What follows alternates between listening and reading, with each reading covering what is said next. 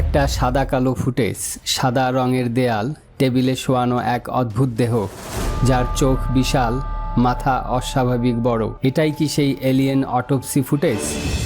1947 সালের রোজওয়েল ঘটনার পর দাবি ওঠে এই দেহটাই নাকি উদ্ধার করা হয়েছিল ভিন গ্রহ থেকে পতিত এক ইউএফও থেকে।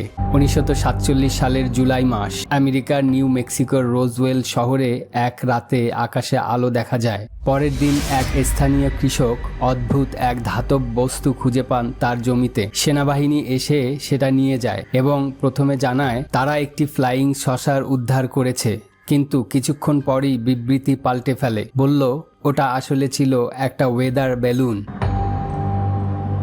কিন্তু তখন থেকেই শুরু হয় ষড়যন্ত্রের গল্প। লক্ষ মানুষ বিশ্বাস করেন সরকার কিছু লুকাচ্ছে, আর সেই লুকানো প্রমাণই হলো এক ভিন গ্রহীর দেহ।